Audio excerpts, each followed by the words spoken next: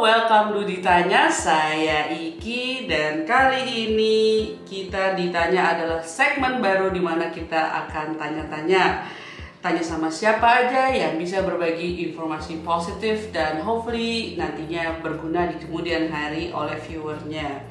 Nah, kali ini saya akan melanjutkan tanya-tanya kepada seorang dokter cantik, pintar dan manis. Dia adalah seorang dokter yang mempunyai gelar S2 di Master Research bidang Immunobiology, Genetics in Common Diseases, Stem Cell, and Regenerative Medicine. Panjang ini juga satu nafas juga nggak cukup bacanya. Anyhow, let's get into it and let's say hello to Dr. Andini. Halo dokter. Halo dokter. Halo. Konnichiwa. Konnichiwa.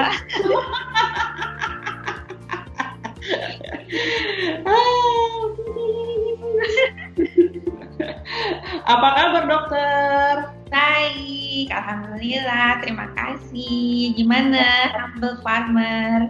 I'm good. Dan as usual, kita boleh mengganggu lagi sedikit waktunya, dok? Boleh. No. Bye. Hang out. Oke. Nah, karena ini kan kemarin tanggal 21 April adalah Hari Kartini ya dok ya. Selamat Hari Kartini. Nah, kira-kira nih dok, apa kira-kira medical problem yang related to women yang jarang diketahui oleh para wanita, tapi sebaiknya diketahui oleh para wanita? What do you think dok?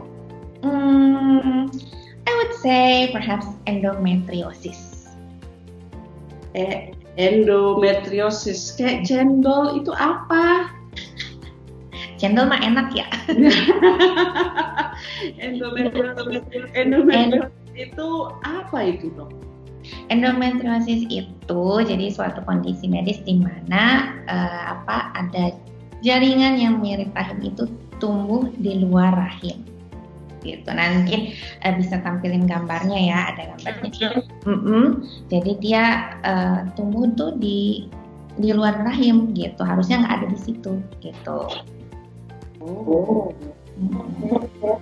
Bisa lebih dijelaskan lagi lebih lanjut tentang endometriosis gitu dok? Nah, jadi dia itu biasanya membuat ketika haid jadi sakit sekali umumnya ya, yang gejala umumnya itu seperti itu. Walaupun tiap orang bisa beda-beda ya gitu. Tapi yang banyak itu mengeluhkan bahwa ketika haid sakit sekali gitu. Nah, tapi ada juga yang jadi fatigue itu kayak kelelahan ekstrim. Ada yang jadi sangat fatigue tuh ada gitu ya gitu. Ada juga yang jadi infertilitas gitu. Tapi itu sekitar ya 30-40% gitu. Jadi nggak semua yang dengan endometriosis terus mengalami gangguan infertilitas gitu. Ya cuma itu ada. Jadi tiap orang bisa beda-beda gitu. Tapi memang agak sulit diagnosanya gitu ya. Jadi tanda-tandanya seperti apa nih dok? Kalau misalnya kayaknya kita endometriosis nih tadi selain kalau pada saat haid sakitnya berlebihan ya, bisa disebut sakit sekali kan. Nah selain itu tanda-tandanya apa dok? Ya memang agak susah ya. Biasanya memang karena kalau misalnya kita haid gitu, berapa kali haid kok mungkin dulunya tadinya nggak sakit seperti itu, terus sekarang jadi kok tambah sakit atau sakit banget gitu kan ya gitu. Nah itu bisa coba, atau ya misalnya lelah berlebihan udah diperiksakan yang lain-lain kok kayaknya yang lain-lain baik-baik aja gitu. Mungkin itu bisa jadi endometriosis gitu. Jadi sakitnya escalate ya, sakitnya bertambah gitu. Misalnya pada saat mens bulan lalu sakitnya saya di level 5. Nah sakit di bulan 2 bulan kemudian di level 7 gitu ya dok ya? Enggak juga sih, bisa sangat bervariasi juga sih gitu ya. Cuma kalau yang saya pribadi alami dulu waktu saya masih awal-awal remaja gitu ya, awal-awal pertama kali menstruasi itu saya nggak sakit gitu. Tapi kemudian ketika usia 20-an itu saya mulai merasakan sakit dan itu sakit banget gitu ya gitu kan gitu. Nah, tapi memang level sakitnya itu tidak menandakan level keparahannya gitu. Jadi bukan berarti makin sakit terus itu makin parah gitu ya endometriosisnya, enggak gitu. Jadi memang ini agak kompleks juga gitu ya gitu. Tapi mungkin ada yang kayak saya gitu ya. Tadi kan saya bilang bahwa tiap orang ya beda-beda gitu ya. Cuma mungkin ada yang kayak saya yang dulu haid nggak sakit gitu ya. Tapi ada yang kemudian nanti pas misalnya nanti 20-30 tahun kok haidnya jadi sakit gitu. Sampai mungkin bisa sampai pingsan gitu kan gitu. Really? Ya, saya kenal juga yang dia sampai pingsan gitu saking sakitnya. Oke. Nah, kalau memang kita curiga adanya kita memiliki atau mengidap penyakit penyandang, jadi kalau kita curiga kalau kita itu ada endometriosis, perlu periksanya tuh kira-kira ke dokter apa? Kita ke dokter obstetrik dan ginekologi ya, biasa dibilang dokter obgyn gitu. Dokter obgyn ya. Oke. Nah, mereka biasanya sudah mengetahui persis ya endometriosis itu apa, bagaimana penanganannya. Nah, sekarang kalau misalnya dokter sedang mengalami sakit gara-gara endometriosis nih, apa yang dokter lakukan untuk menangani itu? Ya, jadi ini ada gambar nih, lumayan nih agak menggambarkan nih ya. Kalau saya lagi yang pas kesakitannya banget tuh, aduh ya ampun itu benar-benar sakit banget. Itu kayak napas sakit nggak napas sakit gitu ya, segala posisi itu kayaknya serba salah gitu ya, sakit banget. Nah, saya pernah sampai akhirnya dibawa ke IGD buat disuntikan anti nyeri karena saking sakit sekali gitu. Jadi painkiller ya. Ya, jadi mainannya painkiller. Cuma memang terapinya nggak boleh beli sendiri. Noted. Jadi itu tergantung dari level sakitnya gitu kan. Dokternya mengatakan pakai yang mana gitu kan, anti nyerinya. Kemudian ada juga yang kemudian dikatakan pakai obat hormon. Cuma kalau di saya kemudian darah saya jadi kental dengan obat hormon gitu.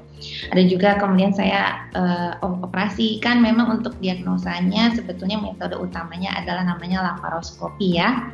Jadi sebuah ya operasi yang dibilang ya masih ringan lah gitu ya. Nah, kemudian itu juga bisa untuk membantu mengambil ya oleh dokter yang ahli gitu ya, oleh dokter yang udah ahli untuk membersihkan itu. Tapi itu bisa kemudian kalau di saya juga 6 tahun kemudian dia muncul kembali.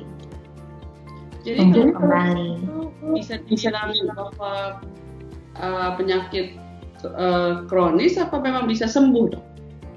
Ya memang belum ada cure-nya ya untuk endometriosisnya ini gitu. Cuma ya ada langkah-langkah yang diambil tergantung dari kondisi tiap penyandangnya sendiri berdasarkan penilaian dokternya ya gitu. Ya apa-apa yang bisa dikendalikan dan terutama untuk mengendalikan nyeri gitu. Jadi sebenarnya lebih manageable ya? Iya. To manage. How to manage yang tiap orang ya beda-beda.